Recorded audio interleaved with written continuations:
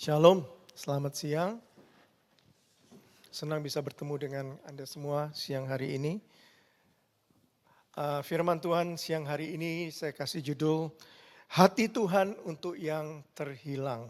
Ya, God's Heart for the Lost. Ini diambil dari satu perumpamaan, satu kisah yang sangat terkenal di Alkitab dari Lukas pasal 15 ayat 1 sampai 7. Sebelum saya memulai, saya mau kasih sedikit pertanyaan dan saya minta respon saudara dengan jujur. Lukas 15 ayat 1 sampai 7. Sudah lihat gambar itu tentang perumpamaan domba yang hilang? Pertanyaan saya adalah, adakah Bapak Ibu saudara sekalian di tempat ini yang pernah mendengarkan pengajaran atau berita firman Tuhan tentang perumpamaan domba yang hilang ini? Paling tidak sekali dalam hidup saudara. Saya bisa minta angkat tangan? Jujur aja, saya mau tahu soalnya. Berapa? Masih banyak yang belum pernah dengar tentang perumpamaan domba yang hilang. Boleh saya mau lihat? Wow, di kebaktian 1 hampir 70% yang mengangkat tangan.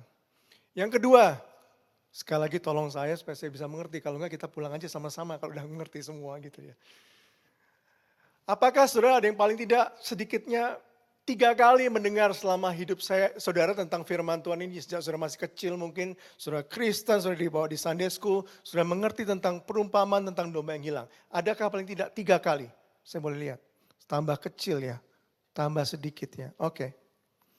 Puji Tuhan buat audiensnya. Karena seringkali waktu saya juga diberikan tema ini, saya pikir Tuhan kayaknya udah banyak yang tahu mengenai domba yang hilang. Tapi izinkanlah hari ini kita membuka hati kita. Dan kita bertanya, am I the one that lost? Or you not actually the one that lost? Adakah kamu nih domba yang hilang? Ataukah kita ini domba yang tidak hilang? Ya, mari. Firman Tuhan hari ini kita buka dengan Lukas 15 ayat 1 dan 2. Kita lihat latar belakang dulu. Firman Tuhan tentang domba yang hilang ini. Alkitab katakan dalam Lukas 15 ayat 1 sampai 2, para pemungut cukai dan orang-orang berdosa. Ya. Biasanya, menarik kata ini, biasanya datang kepada Yesus untuk mendengarkan dia. Lalu ayat 2 katakan, maka bersungut-sungutlah orang-orang Farisi dan ahli-ahli Taurat. Katanya, ia menerima orang-orang berdosa dan makan bersama-sama dengan mereka. Sudah lihat di sini ada 4 golongan. Ada 4 golongan yang disebutkan oleh firman Tuhan. Siapa saja mereka? Pertama adalah pemungut cukai, yang kedua orang berdosa. Lalu golongan ketiga adalah ahli Taurat, orang Farisi dan keempat ahli Taurat. Nah, kita sekarang mau lihat gitu ya, mempelajari tentang audiensnya ini. Yang saya katakan tadi. Siapa itu pemungut cukai? Atau dikatakan dalam modernisasi, zaman modern sebagai tukang pemungut pajak gitu ya. Ya, bea cukai, pemungut pajak. Sekarang semuanya serba online. Tapi bayangkan zaman itu waktu kerajaan Romawi menguasai bangsa Israel, maka bangsa Romawi, kerajaan Romawi membagi-bagi bangsa Israel dalam daerah-daerah. Mungkin seperti provinsi, mungkin. Lalu dalam daerah-daerah itu mereka memberikan satu bidding. Kamu memberikan upeti sejumlah uang buat saya untuk daerah itu. Periodenya setahun sekali mungkin sebagai pajak. Lalu dikasih sama pemerintah Romawi, siapa yang mau memberikan, saya kasih sebuah nominal. 1 juta US dollar per tahun. Lalu ada orang-orang yang kaya, tax collector mengatakan saya beli itu 1 juta. Ya. Surat kontrak daripada kerajaan Romawi. Lalu apa yang mereka lakukan apa? Mereka ngambil uang dari masyarakat lebih daripada 1 juta dolar. Ya kan? Jadi tax collector ini, pemungut cukai ini sangat dibenci sama orang-orang Israel. Kenapa? Karena mereka dianggap pengkhianat bagi bangsanya sendiri. Karena mereka ngambil uang untuk kepentingan bangsa Romawi. Apalagi mereka koruptor, mereka korupsi. Jadi itulah mereka dibenci oleh masyarakat. Ya.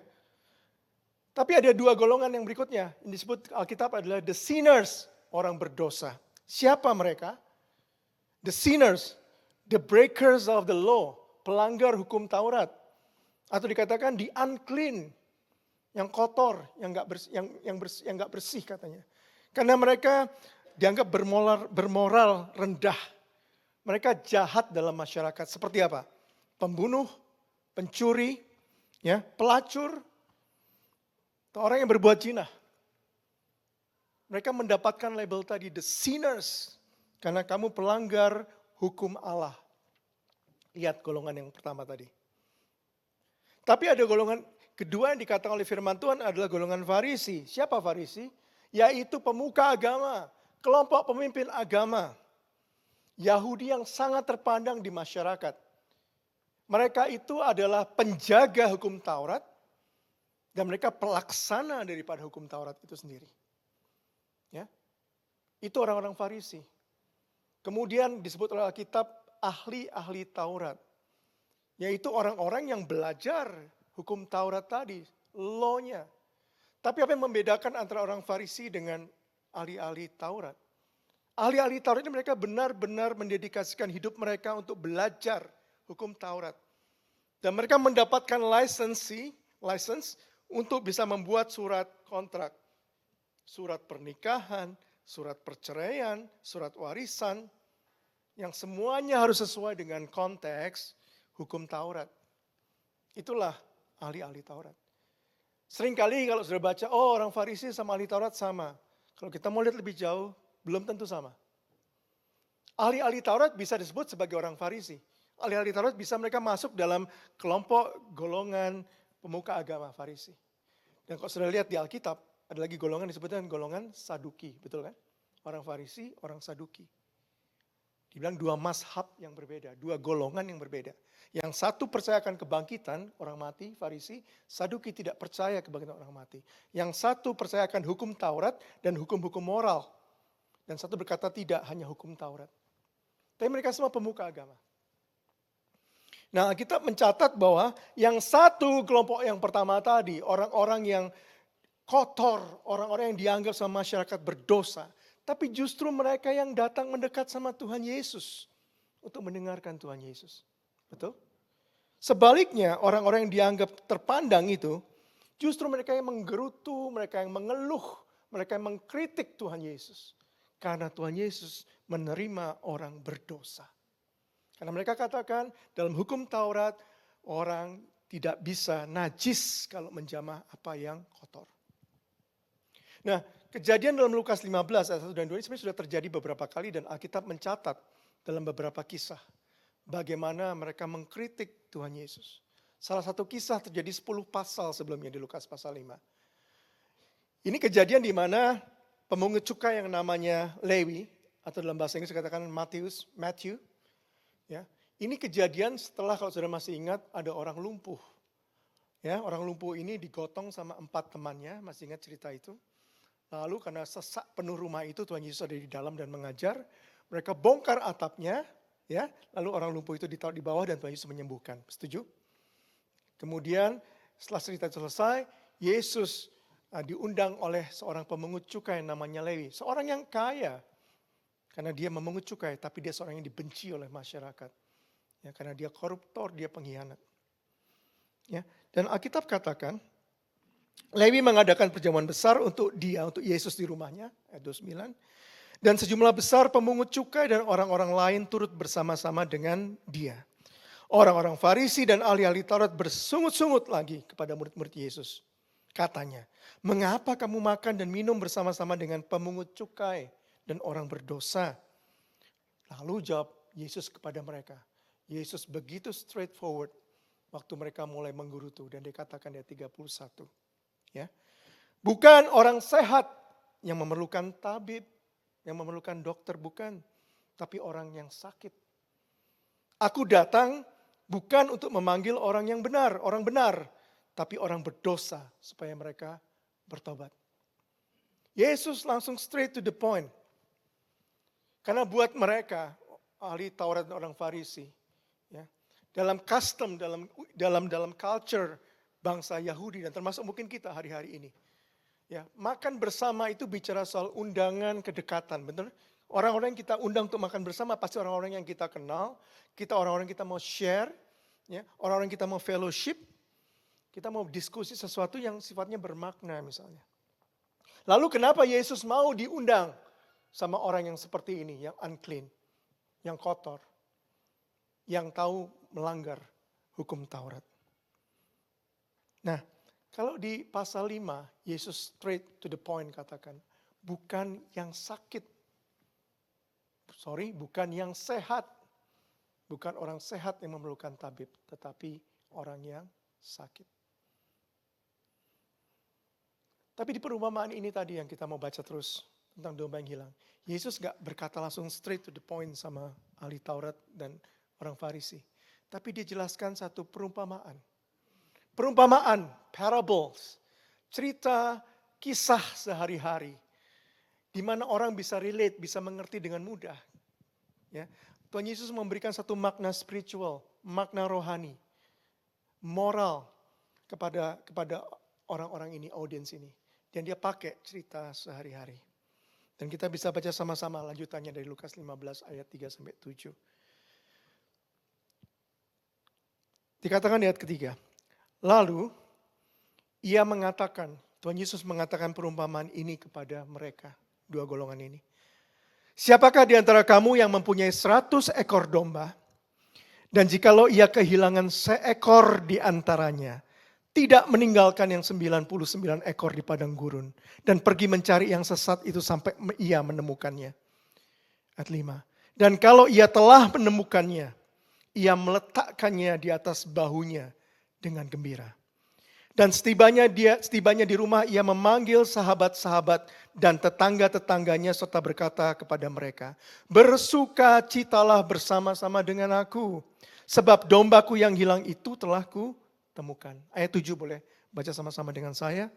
Aku berkata kepadamu, demikian juga akan ada sukacita di sorga, karena satu orang berdosa yang bertobat, lebih daripada sukacita karena 99 orang benar yang tidak memerlukan pertobatan. Saudara, kalau saudara nanti di rumah baca kembali Lukas 15 ya, sampai selesai, sampai ayat ke-32. Saudara akan melihat ada 3 perumpamaan di situ. Ya, perumpamaan yang pertama yang kita akan bahas hari ini adalah tentang domba yang hilang. Lalu ada 3 ayat dari ayat 8-10 didedikasikan kepada perumpamaan tentang koin yang hilang, uang mina yang hilang. Lalu ayat 11 sampai ayat ke-32 didedikasikan untuk anak yang hilang, the lost son atau the prodigal son. 3 perumpamaan ini semua memiliki makna yang bersamaan. Yesus sedang mengajarkan kepada mereka, audiensnya itu, tentang hatinya Tuhan bagi yang terhilang. The heart of God for those who are lost. Ya, dan dia pakai parabel ini atau perumpamaan ini untuk menjelaskan kepada kita. Nah, dari perumpamaan tentang domba yang hilang ini, kalau saya dibaca tadi, maka akan sudah menemukan 4 key word, 4 poin. Dan di gereja ini kita diajarkan berkali-kali, waktu kita belajar perikop firman Tuhan, coba belajar mengambil benang merah, mengambil keywordnya. Ya, sehingga saudara bisa tahu kesinambungan daripada perikop tadi. Dan saya dapatkan dari perikop ini dikatakan ada 4 hal. Losing. Sang gembala kehilangan domba. 1 ekor domba hilang. Losing. Yang kedua, sang gembala mencari domba yang hilang tadi. Seeking. Dan gak cuma hanya mencari. Dia mencari dengan segala effort dia sampai dia menemukan domba tadi yang 1 hilang. Finding. Dan akhirnya gembala ini bersukacita waktu dia sudah menemukan domba yang hilang tadi. Jadi kita bisa belajar 4 hal yang Yesus katakan melalui perumpamaan ini. Bukan kebetulan kalau firman Tuhan dalam Yesaya 53 juga mengatakan demikian. Yesaya 53 seringkali kita dengar waktu kita beribadah untuk Good Friday, kematian Yesus, pengorbanan Yesus. Dan Yesaya katakan demikian. 53:6. Kita sekalian sesat seperti domba. Ini firman Tuhan. Saudara dan saya pada dasarnya kita sekalian sesat seperti domba. Masing-masing kita mengambil jalan kita sendiri. Sepenakmu dewe, kata orang Jawa. Seenakmu sendiri. Semaunya gue, kata orang Jakarta. Tetapi Tuhan telah menimpakan kepadanya. Kepada siapa? Kepada Yesus Kristus. Kejahatan kita sekalian. Saudara, kita semua orang berdosa. Nature kita berdosa. Maka Roma 3:23 katakan bahwa karena semua orang, termasuk saya, saudara, semua orang telah berbuat dosa dan telah kehilangan kemuliaan Allah. Nah, dikatakan kita ini sesat seperti domba.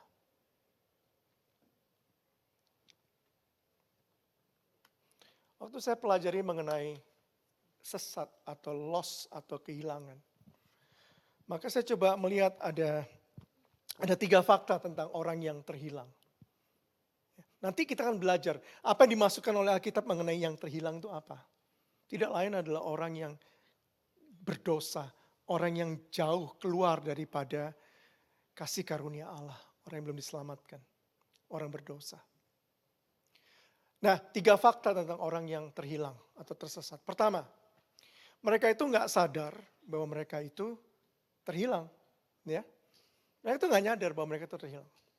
Yang kedua, mereka tahu mereka terhilang. Mereka tahu mereka sesat jalannya. Seperti tadi, kamu ini sekarang sesat seperti domba.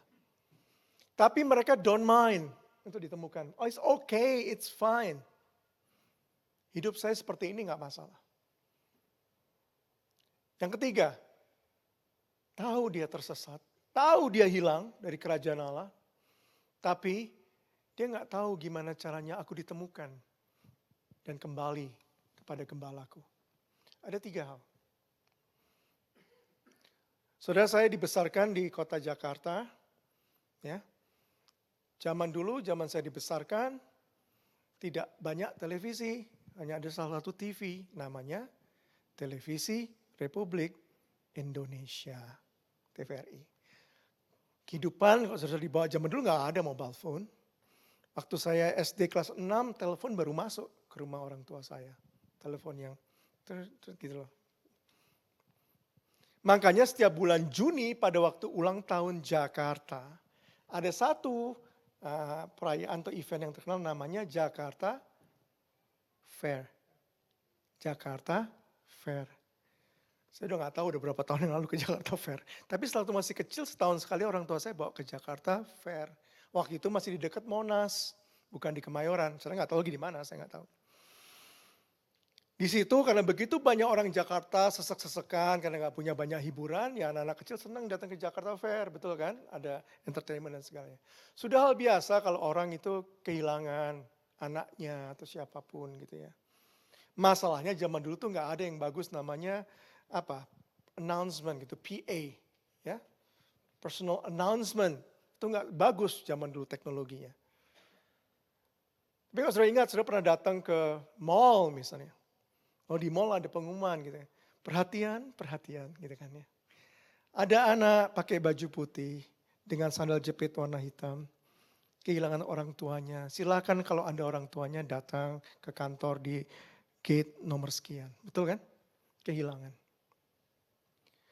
Mungkin anak tadi nggak aware, dia senang kemana-mana di Jakarta Fair tanpa sadar dia kehilangan. Bahkan Alkitab katakan loh, Yesus pada umur 12 tahun, dia sempat kehilangan daripada orang tuanya, betul kan? Dia pergi, berapa hari baru orang tuanya sadar si Yusuf sama Maria. Yesus sudah nggak ada sama rombongan kita. Tapi state of loss, status kehilangan, itu nggak enak. Saudara merasa sendirian, saudara tidak tahu gimana caranya aku solving the loneliness, gimana aku solve dengan problemku dalam kesesatan, dalam kehilangan. Saudara bisa bayangkan domba. Di TV itu ada cerita, ada satu program TV namanya Who do you think you are? Who do you think you are? Di mana seorang dimasukkan dalam set, dia nggak tahu setnya seperti apa, tiba-tiba dia harus berperan sebagai aktor di set itu. Who do you think you are? Kalau saudara dimasukkan jadi domba dalam cerita ini, satu domba kehilangan, 99 saudara domba yang lain tuh ada di sana dengan gembala. Saudara kan merasa kesepian, ketakutan, malam dia datang mencekam, mungkin seperti itu. mereka terhilang. Tapi saya katakan, untuk poin 1 dan poin yang kedua. Pertama, mereka nggak sadar bahwa mereka tuh hilang. Jadi di hadapan Tuhan. Yang kedua, mereka tahu mereka hilang. Mereka jauh daripada Tuhan. Tapi nggak apa-apalah. It's okay. Ini seperti yang digambarkan dalam anak yang hilang sebenarnya, the lost son. Anak yang kurang ajar. Bapaknya masih hidup, dia minta harta, betul kan? Lalu dihabisin hartanya, dia meninggalkan bapaknya, dia hidup foya-foya. Bahkan kakaknya bilang, lihat anak bapak itu ya, kata yang sulung. Dia sudah menghabiskan harta bapak, dia bermain pelacur dan sebagainya. Sekarang bapak terima dia kembali pada waktu dia pulang.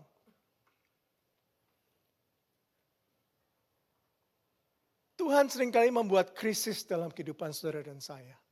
Terutama untuk poin 1 dan 2. Karena dia mau kita didengarkan kembali balik. Seorang hamba itu namanya C.S. Lewis katakan begini. God whisper to us in our pleasure. God speak in our conscience. But God shout in our pain. It is his megaphone to roast of deaf world. Waktu kita lagi happy ya, happy ye, waktu kita suka cita, suara Tuhan tuh kayak kecil rasanya. Seperti orang berbisik suara Tuhan. Betul? Waktu semua berjalan dengan baik. Waktu semuanya dalam keadaan normal sekarang ya. Kata-kata Tuhan seperti hari ini sudah dengarkan. He speaks to us in our heart, conscience kita. Tapi pada waktu saudara dalam keadaan tekanan, masalah, penderitaan, sakit penyakit, ekonomi, broken relationship. Itu dipakai oleh Tuhan juga kadang-kadang. Sebagai megafon dia. Anakku kembali. Anakku kembali. Percaya. Seperti lagu yang kita nyanyikan tadi. Nyanyi berserah penuh itu bukan hal yang mudah, saudara. Tapi kita berserah penuh bukan karena kita mau juga diselesaikan masalah kita. Kita berserah penuh kepada siapa kita mau berserah penuh. Yaitu kepada Tuhan Allah yang kita percayai. Tuhan Allah yang punya kontrol atas kehidupan kita. Itu namanya berserah penuh sama Tuhan. Dan seringkali masalah krisis Tuhan ajarkan. Tuhan berikan terjadi. Lalu kenapa sang gembala tadi mencari hanya satu domba. Dan dia tinggalkan yang 99. Bukankah 99 lebih berharga? Biarin aja yang satu. Biarin aja. Dan ini di padang gurun kok. Ini gak dibilang bahwa yang satu keluar dari kandang loh ya. Waktu dibilang oleh firman Tuhan ini pada waktu itu dibilang. Jika tidak meninggalkan ayat 4. Tidak meninggalkan yang 99 ekor di padang gurun. Bukan di kandang. Mengapa dia bisa mengambil keputusan seperti tadi gitu loh. Tinggalkan 99 untuk cari yang satu. Ada dua hal yang kita harus pelajari. Bahwa setiap saudara di tempat ini, saya mau katakan ini kebenaran firman Tuhan. Setiap saudara di tempat ini, saudara berharga di matanya Tuhan. I'm telling you again, you are precious in God's eyes. Sudah mungkin bisa dilecehkan orang, sudah nggak dianggap orang. Tapi di hadapan Tuhan, saudara adalah individu yang berharga. Saya kasih 4 cerita kisah di Alkitab yang membuktikan bahwa setiap kita berharga. Yang pertama, gambar yang paling kiri atas. Itu gambar siapa ya? Gambar rocker ya. Rambut panjang. Itu gambar orang yang gak pernah di shampoo berapa lama. Mungkin bau. Itu ada kisahnya di Markus pasal 5 ayat 1-8. Dan Lukas pasal 8. Tentang orang gila yang ada di Gerasa atau di Genesaret. Alkitab mencatat waktu Yesus menyeberang dari Danau Galilea bersama dengan murid-muridnya. Waktu dia sampai di daerah Gerasa, tiba-tiba didatangi oleh orang gila ini. Orang gila, orang sampah masyarakat, orang-orang sekitar mengatakan orang ini layaknya harusnya mati aja, sampah masyarakat. Makanya dia dibelenggu, di chain. Nggak ada lagi gunanya hidupnya. Tapi hari itu, Yesus datang. Ternyata dia diikat oleh legion, demonic spirit. Bahkan ada jumlah roh-roh jahat dalam kehidupan orang yang membuat dia seperti ini. Lalu iblis tuh, legion itu bilang sama Tuhan Yesus. Iblis mengakui dia anak Tuhan, anak Allah yang hidup. Lalu Yesus katakan, kamu keluar dari hidup orang ini. Kamu keluar dari hidup orang ini. Lalu Alkitab mencatat, ada berapa iblis-iblis yang keluar. Iblis minta supaya masuk ke dalam babi-babi yang ada di daerah itu, yang ada di daerah tebing. Dan Alkitab mencatat, sudah baca lagi di Lukas pasal 8 tadi, atau di Markus 5. Ada 2.000 babi yang dimasukin oleh roh jahat. Bayangkan 2.000 roh jahat tadi yang masuk ke kehidupan orang ini. Sampai dia bisa lepaskan chain, rantai. Dia dikuasai, diposes sama kuasa kegelapan. Dianggap sebagai sampah masyarakat, tidak ada artinya bagi orang-orang di Gerasa. Tapi hari itu Yesus membebaskan orang gila. Dan sudah tahu 2.000 babi. Saya coba search. Babi dengan ukuran 25-30 kilo. Lechon, kawai. Ya. Orang yang suka makan babi itu, babi panggang, babi spit, babi apapun lah. Saya nggak tahu. Harga babi 25-30 kilo babi itu sekitar 250-300 Australian dollar. Lagi harga baik bisa sampai 400. Katakanlah harga babi itu di Indonesia dirupiahkan itu 4 juta. Dengan ukuran 25-30 kilo, 4 juta babi. Jadi hari itu, peternak yang punya 2.000 babi itu kehilangan berapa rupiah, saudara-saudara? Berhitung sedikit, 2.000 babi kali 4 juta kira-kira berapa? Berapa Leo? Berapa? Ayo, 2.000 kali 4 juta. Gak pernah ngitung dia. 8 M. 8 miliar rupiah. 8 miliar rupiah. Apakah ada gereja yang punya budget untuk misi dan pengabaran Injil untuk selamatkan satu orang? Budgetnya 8 miliar? Ada? Nggak tahu saya.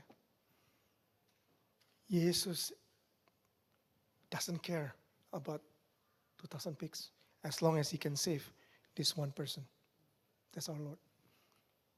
Bukti apa lagi? Waktu dia bertemu dengan wanita di Samaria itu, murid-murid udah ke kota, udah kelaparan, Yesus juga pasti kelaparan.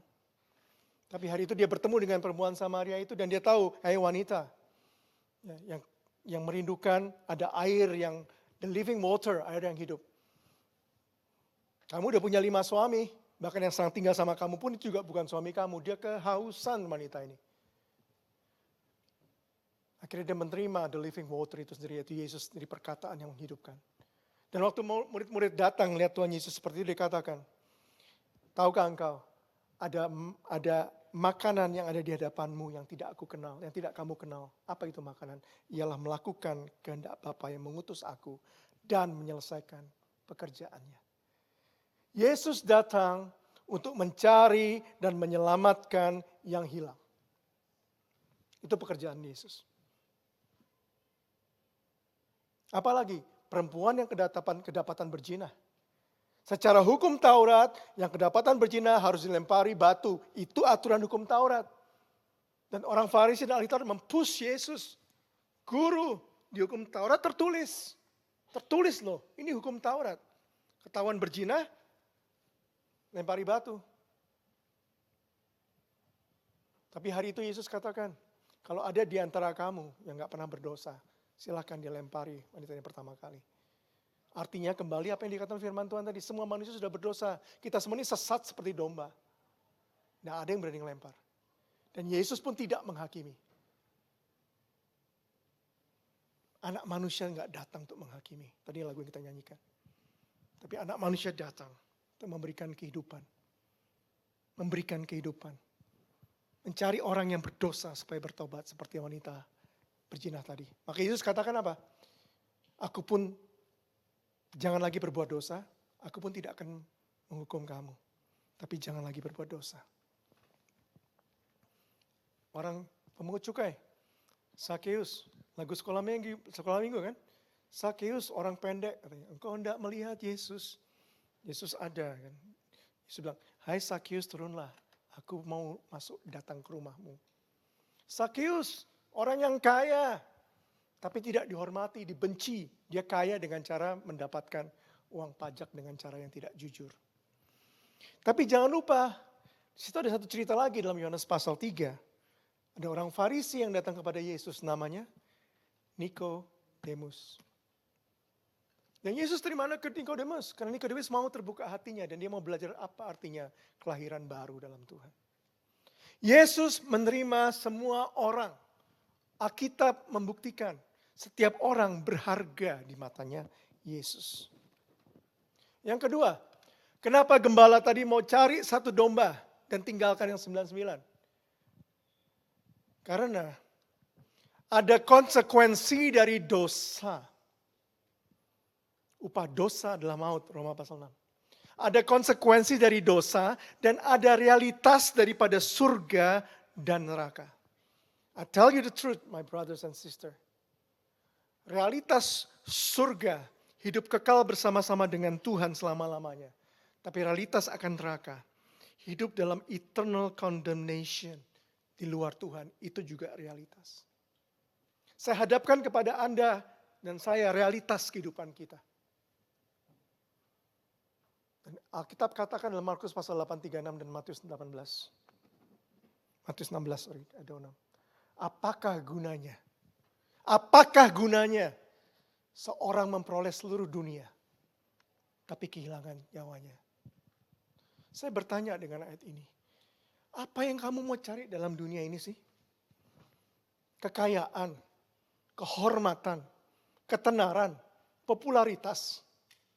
Semua yang dunia bisa tawarkan. Tapi Yesus datang sama orang gila tadi. Yesus datang sama perempuan yang berzina. Apa gunanya?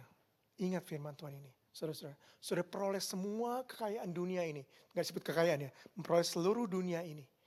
Tapi pada akhirnya, saudara lost. Saudara kehilangan nyawa saudara. Bahasa Indonesia masa kini. Roma 6 ayat 23 terjemahkan demikian. Sebab kematian itu adalah upah dari dosa. Tetapi hidup sejati. The true life. The fullness of life. Tetapi hidup yang sejati dan kekal bersama dengan Kristus Yesus Tuhan kita adalah pemberian oleh Allah dengan cuma-cuma. Saudara mau menemukan hidup yang sebenarnya. Saudara mau menemukan hidup yang sejati, the real world. Yang punya meaning. Temukan itu. Dalam kehidupan bersama-sama dengan Kristus Yesus. Dan itu diberikan oleh Tuhan. Karena Tuhan menghargai, mencintai kita semua. Dan dia mengerti apa artinya hidup dalam dosa. Dan kematian yang memisahkan orang dengan dia selama-lamanya.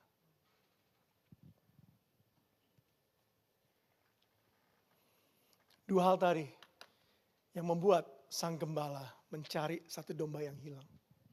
Bukan dia tidak sayang sama yang 99, tapi buat dia sangat berharga.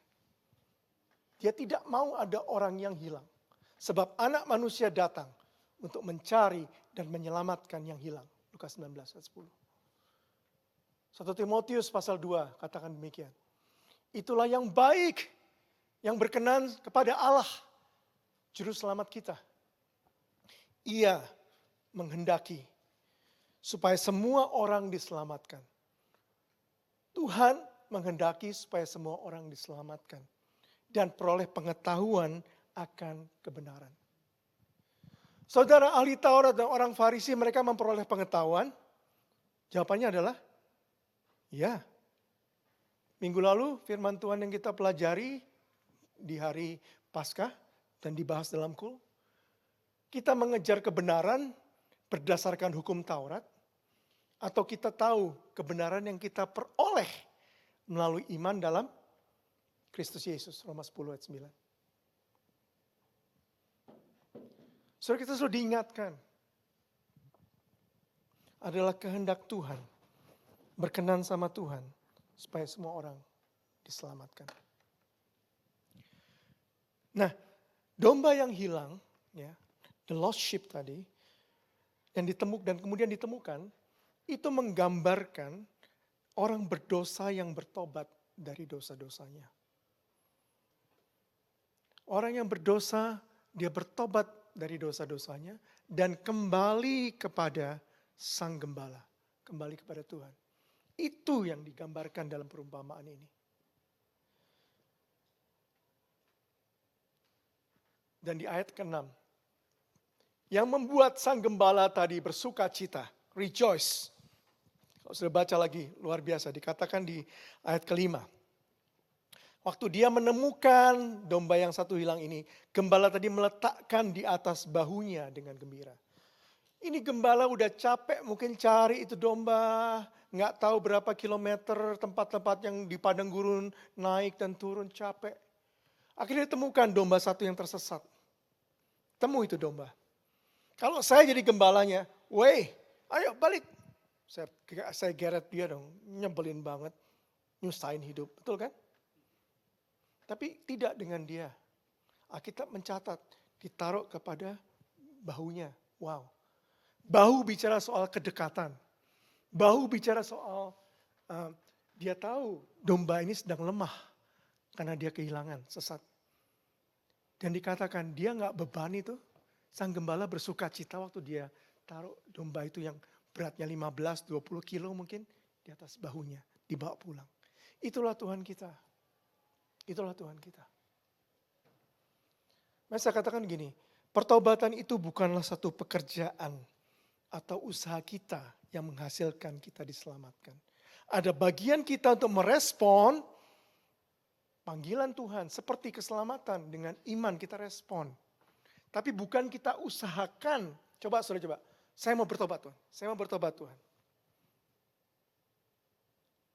Kesungguhan saudara untuk bertobat adalah menerima Tuhan. Saya menerima kasih karuniamu. Saya perlu Engkau, bantu aku Tuhan. Supaya aku menerima pertobatan yang sejati.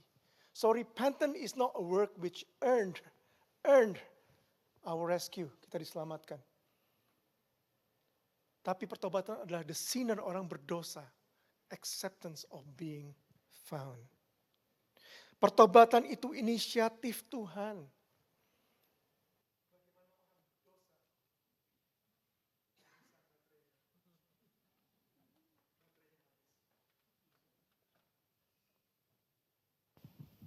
Thank you. Pertobatan saudara-saudara, itu inisiatif dari Tuhan. Bagian kita untuk respon terhadap pertobatan, sungguh-sungguh mau bertobat. Menyadari bahwa kita memerlukan juru selamat. Nah, ketiga perumpamaan ini yang kita baca mengenai the lost sheep. Tadi kita nggak bahas hari ini mengenai the lost coin dan juga the lost son, kita nggak bahas. Tapi mereka semua punya pattern yang sama, ya. Mereka punya common pattern yang sama. Semua dikatakan, sang gembala katakan, bersukacita dengan aku sebab aku menemukan dombaku yang hilang. Wanita yang kehilangan satu koin daripada 10, dia punya 10 koin, satu koin hilang, dia katakan, bersukacita dengan aku karena aku telah menemukan satu koinku yang hilang. Sama dengan bapak yang punya 2 anak tadi. Anakku ini yang tadinya mati dan kembali kepada aku. Dia sudah, he was lost and has been found. Mari kita bersukacita. Sama message-nya. Demikian juga akan ada sukacita di sorga.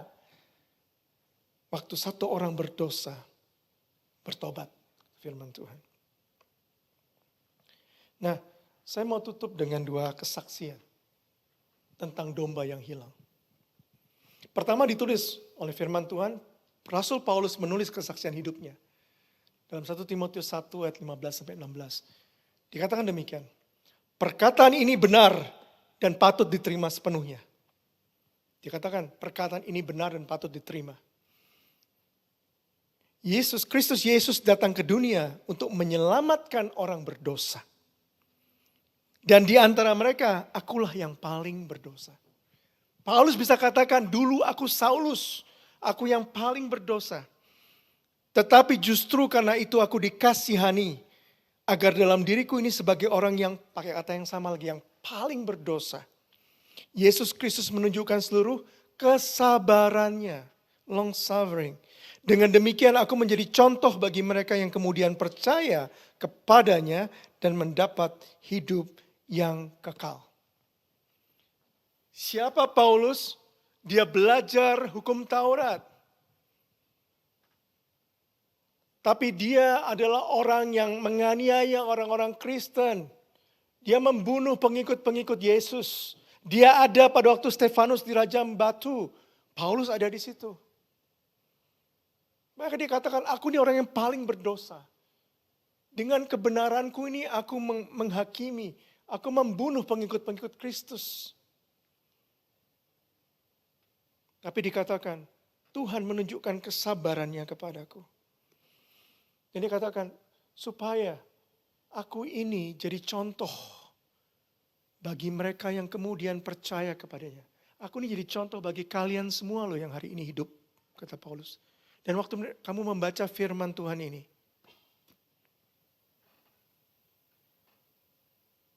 kalau Paulus orang yang paling berdosa diselamatkan. Chance saudara untuk saya.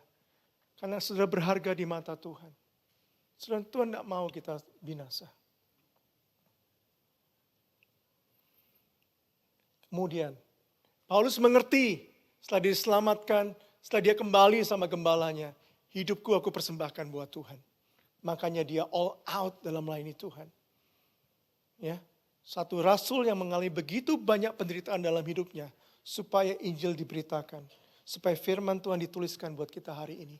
Dan olehnya waktu kita membaca firman Tuhan, kita bertemu dengan kebenaran. Iman timbul oleh karena pendengaran dan pengenalan akan firman Tuhan. Paulus Tuhan pakai itu banyak menulis firman Tuhan buat kita. Kesaksian kedua. Dan saya sudah minta izin sama orangnya tadi pagi. Silahkan kau sampaikan aja, gak apa-apa, ini kesaksian hidup. Hari Jumat yang lalu kita berkul, Community of Love. Dan dalam ruang kesaksian ada satu orang teman kita yang bersaksi tentang hidupnya yang lama. Dulunya dia berjudi, dia penjudi. Dulunya dia minum minuman keras, mabuk-mabukan. Dulunya dia perokok berat, berpak-pak satu hari. Itu kehidupan lama dia. Lalu Tuhan jamah dia seperti domba yang hilang tadi. Dia lahir baru dalam Tuhan. Dan dia kembali kepada Sang Gembala. Dan dia bersaksi. Sejak dia menerima Kristus sebagai Tuhan dan Juru Selamat. Tidak langsung radikal. Selesai dalam satu hari, sudah lagi gak merokok, sudah lagi gak minum.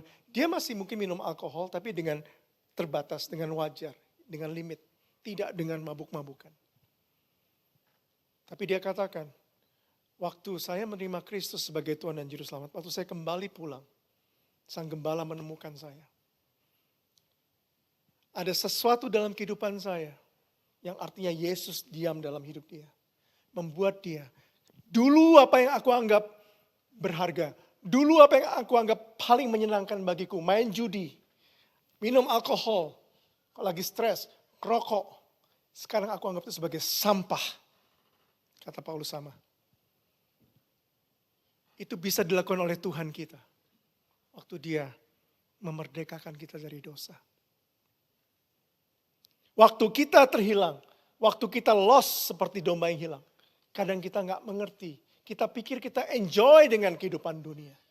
Padahal kita dibelit oleh dosa. Dan kita gak bisa bebas. Selain gembala kita menolong kita. Mengeluarkan kita dari dosa. Mengucap syukur buatku. Dan waktu saya mendengar kesaksian dari Jumat itu. Dalam hati saya bersuka cita. Saya bilang Tuhan, makanya saya bawa ini dalam testimoni hari ini. Kalau saya orang biasa mendengarkan kesaksian dia, saya bersuka cita. Apalagi Tuhan beberapa tahun yang lalu. Pada waktu dia memberikan dirinya buat Tuhan Yesus. Maka dicatat oleh firman Tuhan. Ya. Demikian juga akan ada sukacita di sorga karena satu orang berdosa yang bertobat.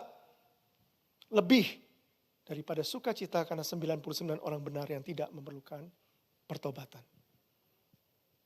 Satu kisah nyata. Domba kembali kepada gembala. Domba hidup di dalam hidup yang sepenuhnya yang gembala siapkan. Mengikuti gembala. Saya tutup firman Tuhan hari ini.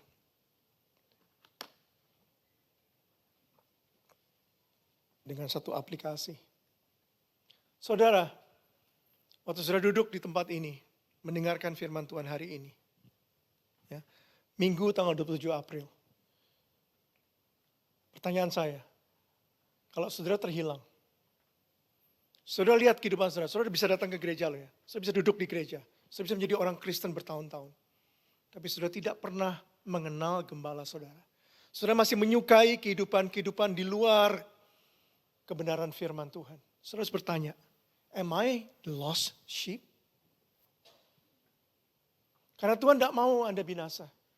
Tuhan mengasihi saudara unconditionally tanpa syarat. Dan He is still pursuing you. And He wants you to be found. Kok saudara ada dalam keadaan seperti ini? Ini hari yang Tuhan jadikan. Jangan keraskan hati saudara sudah bertobat sama Tuhan. Tapi kedua, kalau saudara katakan, no, I'm fine. I'm not lost. I'm like actually the 99 sheep. Saya seperti 99 itu. Puji Tuhan. Puji Tuhan.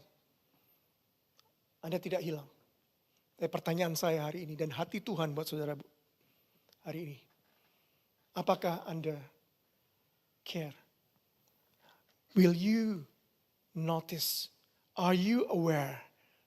Kamu lihat nggak di sekeliling kamu? Orang tua kamu yang belum diselamatkan. Istri kamu, suami kamu, anak-anak kamu, adik kakak kamu. Sepupu-sepupu kamu yang belum mengenal keselamatan. Apakah kamu mau memikirkan mereka, melihat mereka? Bahkan, apakah kamu mau mencari mereka? Seperti gembala tadi. Are you willing to pursue them like Jesus pursued them? Mulai dengan hal yang sederhana. Kelihatannya sederhana, but it's powerful. Apa itu?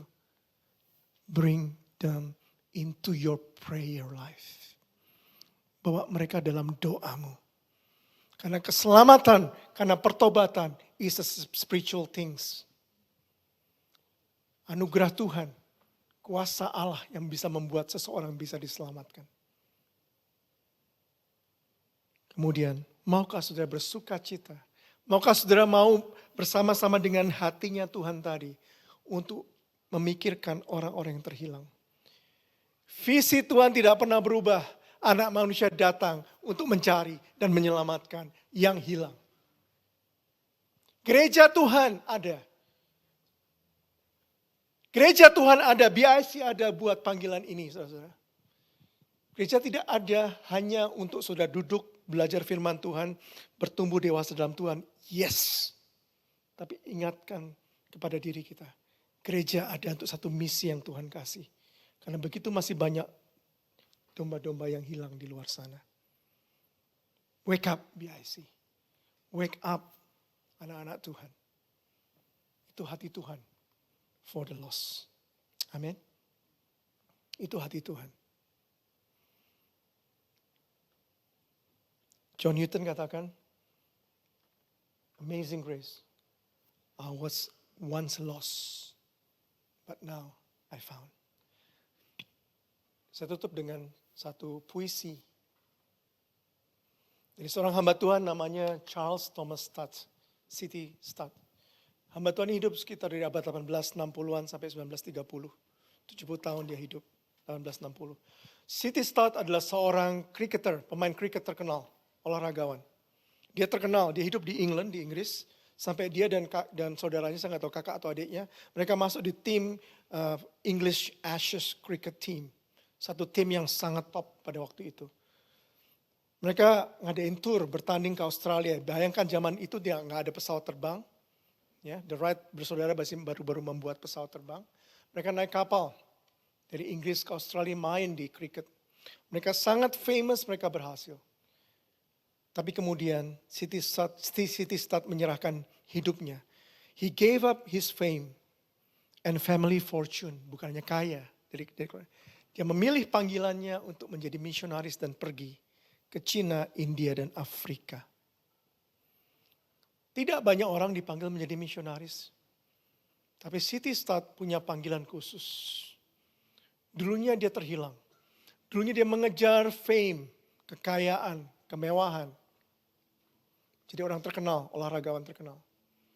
Sampai suatu saat gembala yang agung itu memanggil dia. Dan dia menulis dalam puisi ini. Saya terjemahkan secara bebas dalam Indonesia. Only one life. It will soon be past, and only what's done for Christ will last. Izinkan saya membacakan puisi ini buat saudara. Saya bukan orang yang bisa baca puisi yang bagus, tapi kata-kata ini menyentuh saya. Puisinya ada 8 stansa, tapi yang saya coba quote yang relevan adalah stansa nomor 2, 4, dan 8. Ini yang Siti Sat tulis 100 tahun yang lalu. Dia sudah tidak ada. Hanya ada satu kehidupan. Ya, hanya satu. Segera akan berakhir jam-jam yang berlalu. Kemudian, pada hari itu, aku akan bertemu dengan Tuhanku. Dan berdiri di hadapan kursi penghakimannya. Setiap kita akan berdiri, akan ada pada waktu hari itu. Saudara dan saya berdiri dalam kursi penghakiman Dia. Hanya satu kehidupan yang akan segera berlalu. Hanya apa yang dilakukan untuk Kristus yang akan bertahan. Hanya satu kehidupan. Beberapa tahun yang singkat. Masing-masing dengan beban, harapan, dan ketakutan. Masing-masing dengan hari-hari yang harus aku lalui. Baik hidup untuk diri sendiri atau hidup dalam kehendak-Nya. Hanya satu kehidupan yang akan segera berlalu. Hanya apa yang dilakukan untuk Kristus yang akan bertahan. Hanya satu kehidupan. Ya, hanya satu kehidupan. Sekarang biarkan aku berkata, kehendak-Mu yang terjadi. Dan ketika akhirnya aku mendengar panggilan itu, aku tahu aku akan berkata, semuanya ini adalah yang paling berharga. Keputusanku untuk hidup bukan atas kehendakku, tapi atas kehendak Tuhan. Itu yang paling berharga. Hanya satu kehidupan yang akan segera berlalu. Hanya apa yang dilakukan untuk Kristus yang akan bertahan. Dan dia tutup dengan satu statement ini. Dan saat aku menghadapi kematian, betapa bahagianya aku jika lampu hidupku telah padam untuk-Mu, Tuhan.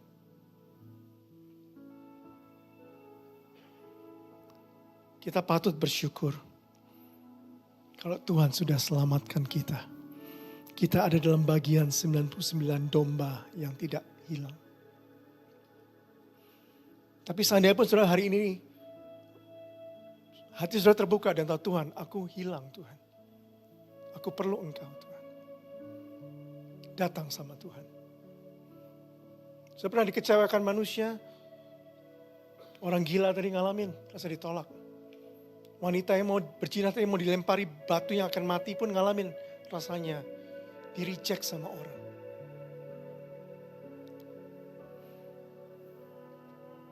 Puji Tuhan kalau sudah adalah dalam 99 domba yang tidak hilang. Tapi Tuhan mau kasih hatinya buat kita hari ini. Hatiku kata Tuhan adalah pada mereka yang terhilang. Aku senang dengan kamu semua 99. Tapi aku lebih bersuka cita pada waktu ada satu domba yang hilang itu kembali kata Tuhan. Maukah kita bersama-sama dengan Tuhan melakukan apa yang Tuhan kehendaki, yaitu mencari mereka yang terhilang. Keselamatan, pertobatan adalah pekerjaan Tuhan. Pak Niko katakan berapa kali, yes Lord, send me. Yes Lord, send me. Mari saya undang hari ini saudara. Lihat sekelilingmu yang hilang. Mulai dengan doa. Sungguh-sungguh kalau enggak, the reality of heaven and hell. And everyone is precious in God's eyes. That's what is the truth for us. Amen. Hari ini the message is not condemnation. But the message is to wake you up again. Hi Christian. You have a calling in your life. Because we all only have one pass in this life. Ibrani 9:27 katakan apa? Sekali orang itu hidup, setelah itu akan mati dan dihakimi kata firman Tuhan. Tapi biarlah kita bisa berkata, betapa bahagianya aku jika lampu hidupku telah padam untuk Kristus Yesus. Amin. Dia sangat mengasihi kita. Ya, saya ajak kita semua untuk bangkit bersama-sama. Ada satu pujian yang mengatakan Tuhan, dia melihat di hati Tuhan terukir nama kita, di hatinya Tuhan. Kemudian di mata Tuhan terlukis wajah kita.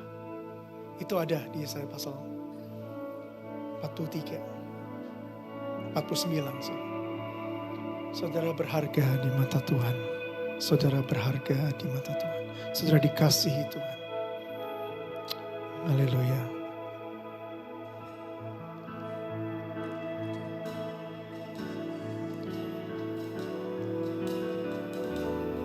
Di hatimu.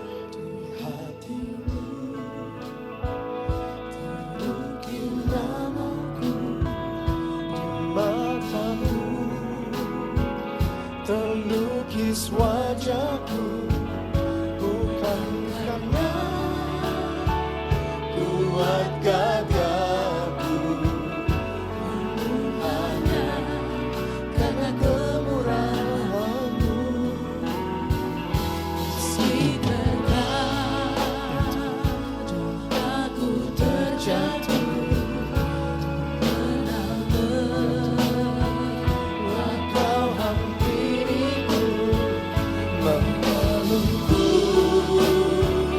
dengan cinta-Mu tanpa bersama yang asing. Katakan sama-sama, bagimu ya Tuhan, bagimu Tuhan segala pujian, hormat kemuliaan tiada ternilai. Salib-Mu Tuhan, sungguh berharga Engkau. Bagi-Mu Tuhan segala pujian, hormat kemuliaan tiada ternilai. Salib-Mu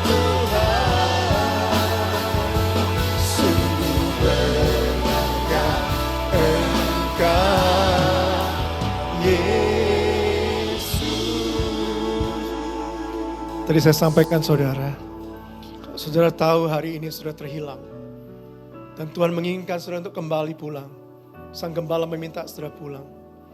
Dengarkan firman Tuhan ini dalam Yesaya 49 ayat 15-16. Yesaya 49. Dapatkah seorang perempuan melupakan bayinya sehingga ia tidak menyayangi anak dari kandungannya? Sekalipun dia perempuan itu bisa melupakannya, Aku Tuhan tidak akan melupakan engkau. Lihat, aku telah melukiskan engkau di telapak tanganku. Tembok-tembokmu tetap di ruang mataku.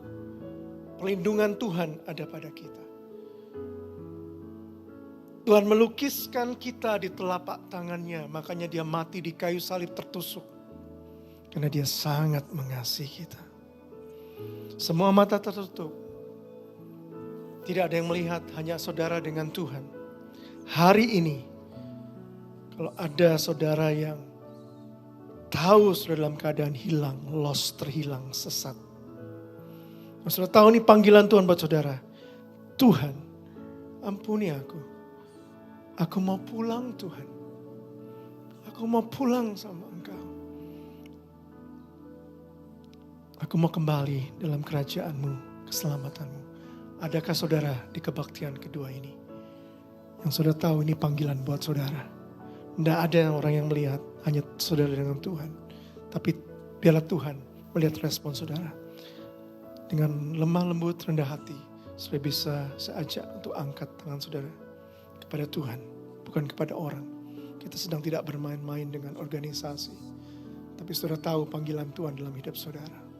Jangan lewatkan kesempatan ini. Kalau sudah satu domba yang hilang, puji Tuhan. Puji Tuhan. Tuhan terima kasih. Sudah bisa turunkan tangan saudara. Saudara adalah 99 domba yang tidak hilang. Maukah saudara mulai hari ini? Saya tidak mengancam saudara atau apapun juga. Tapi maukah saudara menerima hati Tuhan untuk mereka yang terhilang? Saudara-saudaramu, orang dekatmu, teman-temanmu dimanapun. Maukah saudara mulai hari ini bilang, Tuhan, aku mau berdoa untuk mereka. Aku menyebutkan nama mereka. Aku percaya Tuhan yang akan menolong, menyelamatkan mereka. Kalau ada di antara saudara yang mau mengambil komitmen itu dengan Tuhan. Ya, hari ini aku sudah diselamatkan. Aku ada 99 domba yang diselamatkan. Tapi hari ini aku tahu, aku mau berdoa untuk mereka yang belum diselamatkan. Sudah bisa angkat tangan. Di hadapan Tuhan sekali lagi. Doa untuk mereka. Hampiri mereka. Spend your time with them. Terima kasih. Terima kasih Tuhan Yesus. Ini gerejamu ya Tuhan. Silakan turunkan tangan. Ini gerejamu Tuhan. Biar gereja ini Tuhan kenal baik hatimu untuk jiwa-jiwa yang terhilang. Terima kasih Tuhan Yesus. Lakukan terus apa yang sudah Tuhan lakukan dalam gereja ini. Biar melalui gereja ini Tuhan, hatimu disenangkan, satu jiwa bertobat. Seluruh sorga bersuka cita. Kerajaan Allah bersuka cita. Dan dari semua orang kami Tuhan kembali pulang. Kami juga boleh Tuhan memikirkan mereka yang masih terhilang. Begitu banyak di luar sana. People need the Lord. People need the Lord. Thank you Jesus. Thank you for sharing your heart with us today. Kami menerima isi hatimu Tuhan. Dan kami bersuka cita untuk sukacita keselamatan. Kau sudah temukan kami, dulunya aku terhilang. I was lost but now I'm found. And I know the purpose of my life, Lord, to work with you, Father. Send us, Lord. Be the doer of your word. Thank you, Jesus.